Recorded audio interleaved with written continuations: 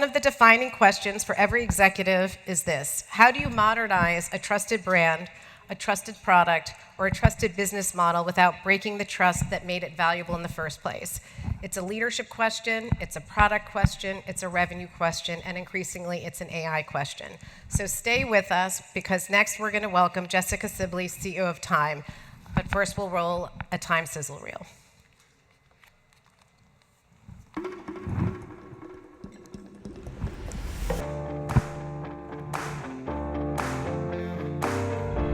It's not what society is doing to us, it's what we do to ourselves that has the greatest impact.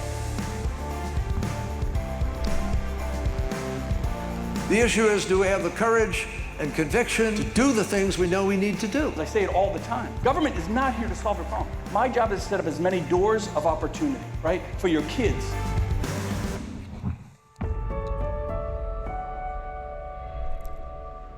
We must all have the opportunity, the nurturing, the backing, the inheriting of the dreams of our own aspirations. The Time Icon of the Year. Thank you so much, Time Magazine, for this incredible honor. I never had a chance at another line of work. Women get judged very, very harshly. And so the stories about us being put out there.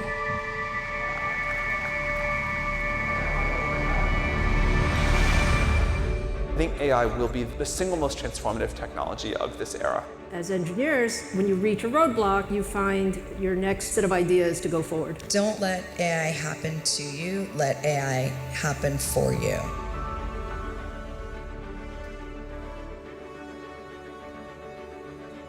No matter how hard it is to be heard, you have to speak. 3, 1, 2, 3. Innovation is the highest form of protest. You are Time Kid of the Year!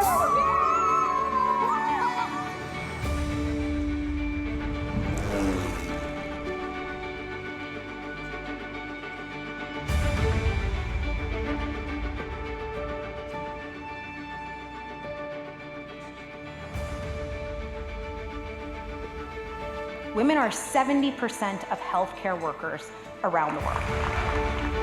You've got to reach the heart. It's not the head. People must change from within.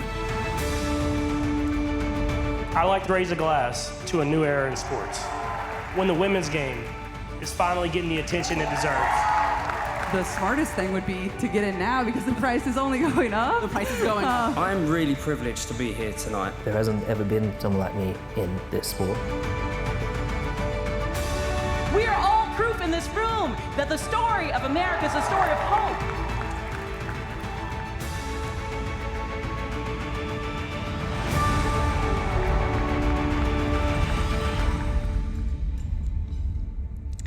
Please join me in welcoming Jessica Sibley, the CEO of Time.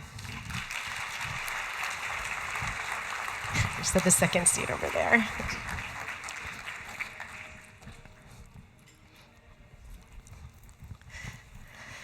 So Jessica has, I have admired Jessica for ages.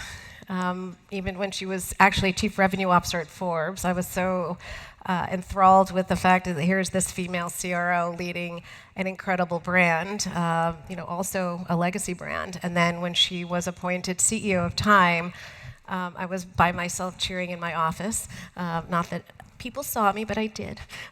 So Jessica, you've been building what you call Time 3.0. And every time I look on LinkedIn, there's something new you're launching, new products, new revenue, a faster operating cadence. So I think today what we'd like to do, and the audience wants to hear, is how we're going to unpack this playbook, because there's a lot of moving parts. So when you say Time 3.0, what changed first?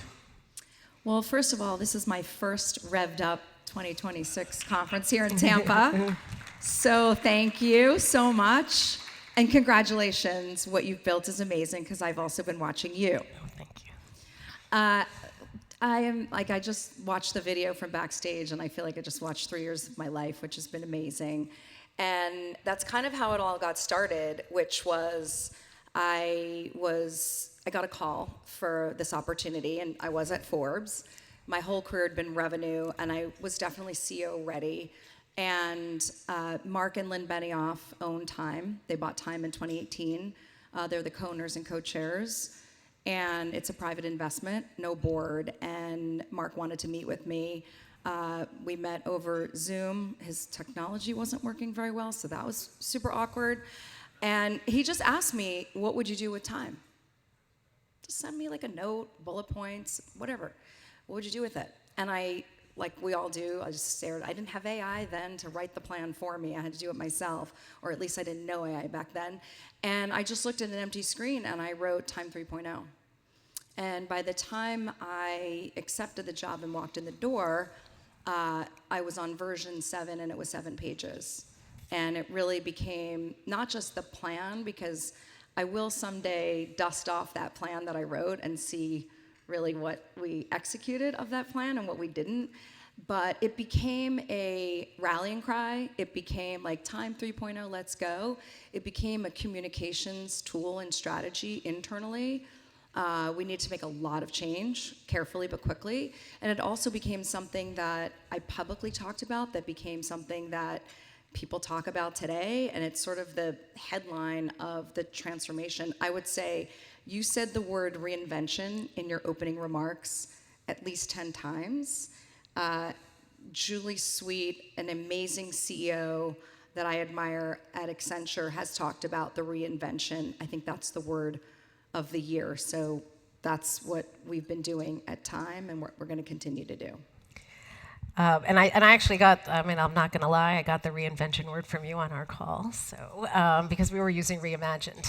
And I think the word reinvention really struck home for me, because like you are reinventing, it's like from scratch almost. Like you're taking what's good, but then you have to reinvent everything else just because the nature of business has changed so dramatically. So, so you started, like when you entered in as CEO, and there's like 3 things you could work on, like your product offering, was it new revenue streams, or like team structure? Like how did you start?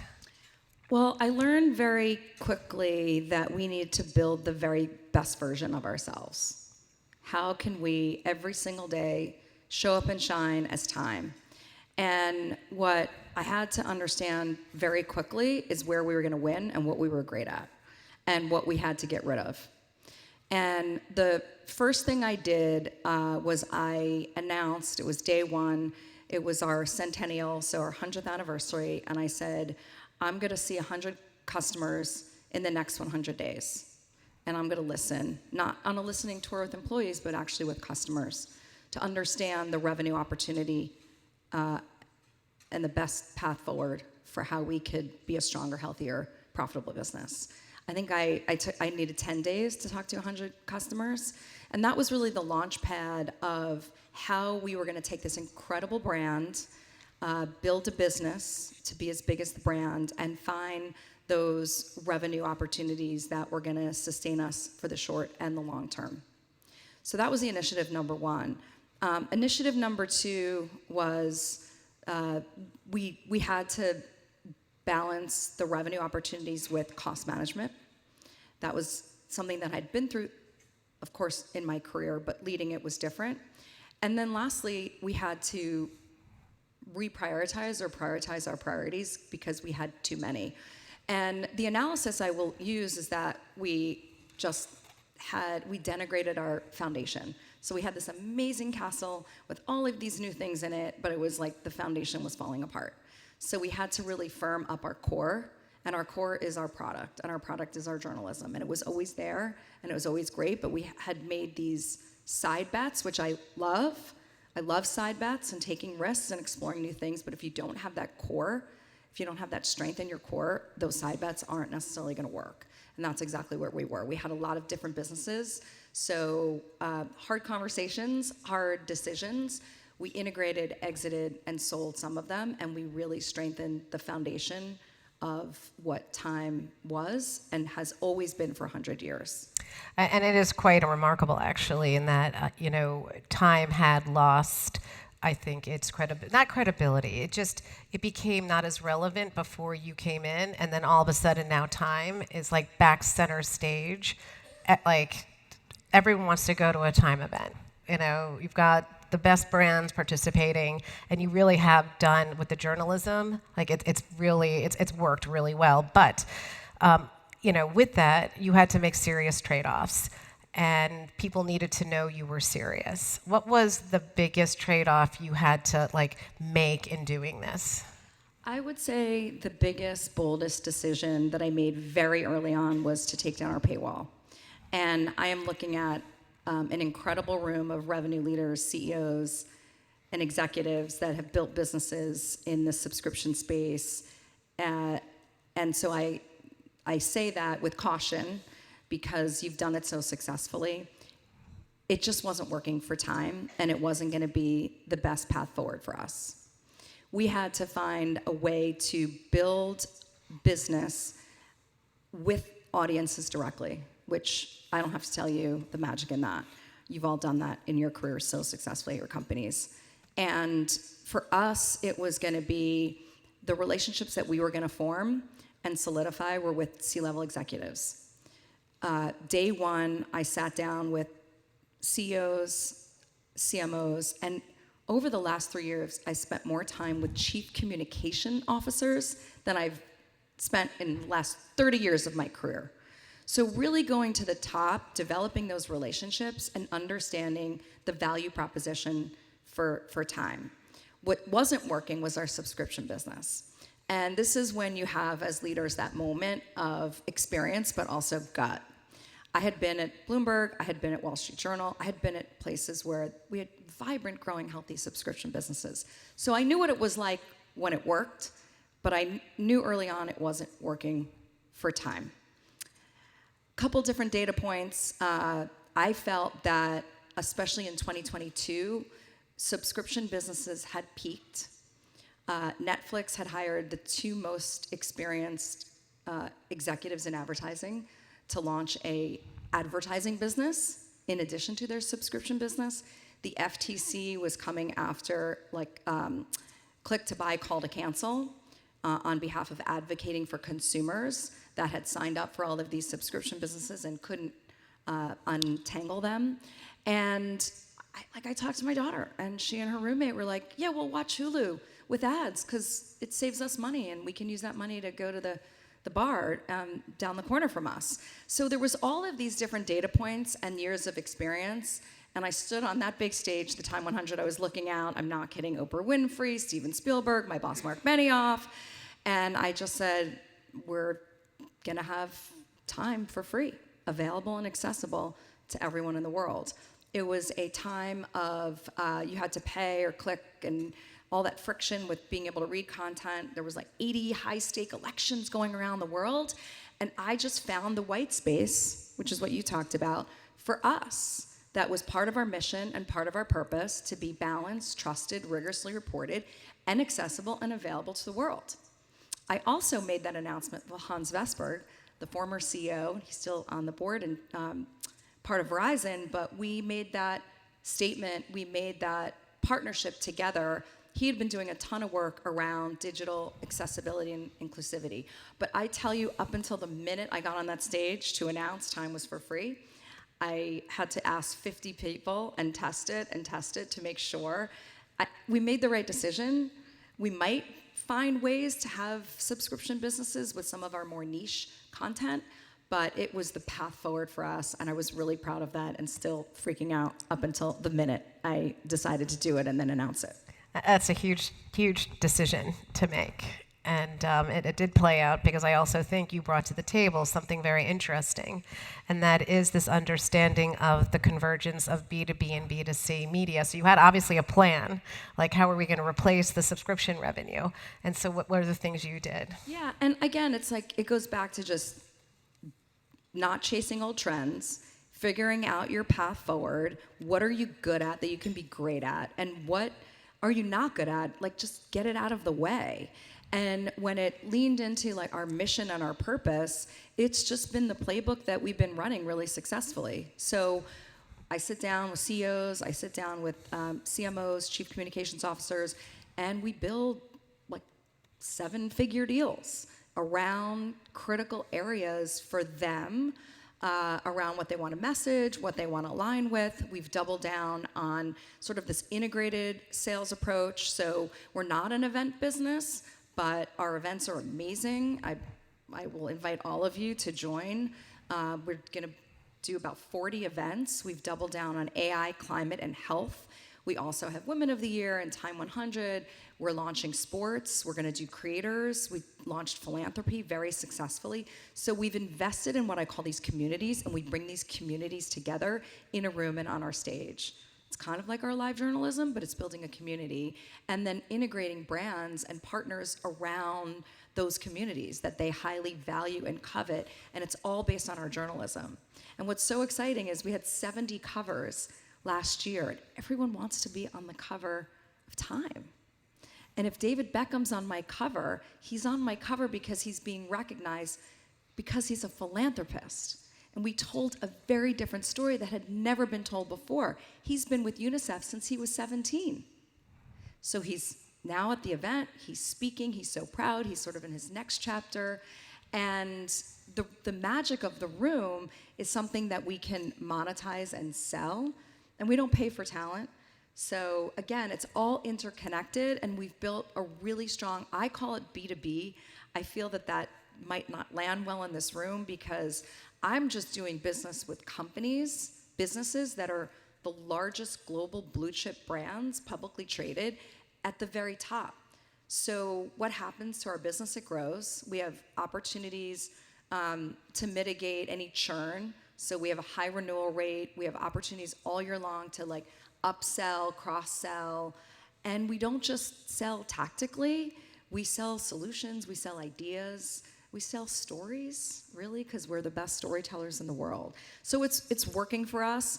But as much as I say that, I wasn't sleeping last night, typical Sunday, thinking about our reinvention and how we can continue to have another 100 great years of Time. It's not easy. No, and I think there's also a lot of misunderstanding when people like say B2C. Even though your audience is consumers, you still are interacting and selling to businesses. So it's taking that and figuring out how it works. Simply put, we were getting $9, $10 for Time.com, and we're doing 7-figure deals with some of the biggest household amazing brands. So that was our revenue reinvention. And I have a very commercially minded editor. I have an amazing COO, and I have just an amazing team that really believed in this strategy, and believed in this opportunity for Time. And I think we've always had relevance. It wasn't being seen like it is now. And we just made use of all the tools. So you're using AI in various different ways, and in fact, you've agreements, licensing agreements. You've actually launched some AI solutions on your website. What has your experience been with this journey? Lessons learned, things you didn't think you would have known before that that have helped shape the next step of your AI journey? Well, for me, at my age, this is not new. These new technologies and these transitions are not new. This one might be fast and big, maybe of any of them so far that I've experienced, that we've experienced. And if you don't make that transition, you're in trouble. So what I applied to AI was, the first thing is, we have to make this transition, and we have to be in the ecosystem. We have to be in the game. We have to make sure that wherever this goes, that we're a part of it. So that mindset was critical. The next was sitting down with my bosses, our co-owners and co-chairs, because it seemed like there was 3 paths. Do nothing, which we're like, okay, we're not doing nothing. We were going to litigate, or we were going to negotiate. And we just came to terms really early on that we weren't going to litigate. That was not the path forward for Time. And if we were going to negotiate, looking at all the revenue people, that was a great opportunity. And especially, being owned by Mark, ChatGPT launched. I was with Ometa in Chicago at your conference. You don't know this, but I stepped out to get on a call with Sam Altman to have a first conversation about what is this technology and what does it mean. And I had that opportunity because of Mark, and Sam didn't know and I didn't know, and his first offer was embarrassing and insulting, and I said, I will lose my job if I accept that. And we had multiple conversations along the way, and we landed in an amazing place. And I think that was the start of this journey of, we want all partners. And I'm saying this to all of you who are here who can help Time. It's a small business, we're a small team, we have this big platform and big brand, but we need all the help we can get. So we are constantly talking to partners in terms of, number one, protecting our IP. So we've got a lot of AI partners that are helping us with that. We have more bot traffic than human traffic on our site now, which is not unusual, but we've crossed that. We want to know what the bots are doing, what they're looking at, what they're valuing, and when we're in this new answer ecosystem, as opposed to search, that like we come up and we are able to figure out how to monetize that, how to get new audiences that are just new consumers with different behaviors. Instead of searching, you're asking. So, so licensing, IP, and then how do we create and continue to create the very best version of Time? So using AI, we are now in multiple languages. You can have a conversation. You can go back into our 100 years of archives, and you can experience our content in whatever form factor you want. Video, audio, language, summarization, interactivity. These are the tools that we think are critical, and we will be a little bit ahead of our audiences, and hopefully everyone will catch up. But again, being part of this whole new world is so critical for our success. You said something that's really interesting and fascinating, and in the old days, we would take the bot traffic, we would just totally not care about bot traffic. Excuse me. But now, bot traffic is actually kind of important because it's actually what's happening on the AI side. Excuse me. So, I'm okay. So you're leaning into longevity and I actually am going to get some water. Sorry. So you're leaning into longevity and Time 100 sports. I'm going to move into a different topic, but that you're moving into different franchises, different brands. Like, how do you decide which is the ones you want to go into? And of course, I like the longevity one because of our age, but let's talk about that a little bit, the commercial thesis. Yeah, look, expansion, you don't want to dilute the value of what you have and what you own, but you want to continue to expand. I would say health is a great example of that. It was very intentional. We have permission. We've been writing about health for over 100 years. In fact, when COVID hit, my go-to was Time to understand any and everything. I was a voracious reader about this topic, and there was no one doing it better than Time. So we have Alice Park. When Lilly launched the GLP-1 pill version, we got that exclusive. We got that exclusive. He could have given it to Bloomberg. The stock was up 30%, but he gave it to Time because of Alice Park, because we weren't just writing about a market-moving story, we were writing about the science, and our reporter knew everything about this new form of GLP-1. So we extended to longevity, which is a topic that is everyone's reading about, talking about, investing in, looking at, lots of opportunity there. And we're going to extend that this year to focus on longevity leaders. People, if you notice all the covers, you'll see most of our covers and most of our coverage is around people. And so we've really led into leadership and people. So when we launched, and when we doubled down on health, we launched the first Health 100 issue, the 100 list. Who are the most influential, important people in health today? And our newsroom has, 2 questions where they make these decisions. Number 1, is it your year? Is it your year? And number 2, are you building the future? Are you making an impact? And so when we do something like health or philanthropy, and we invest in those communities, we found the white space. So first, permission, intention. I would say philanthropy, my team came to me, having been at Forbes for over, a decade and a half. I did an eye roll, like philanthropy. Forbes is amazing at counting people's money and then counting how much they give versus how much they have. You either get a good score or not such a good score. And what's the white space? Where does time come in? And they said, we're gonna look at not the financials, but impact and what the future of giving looks like.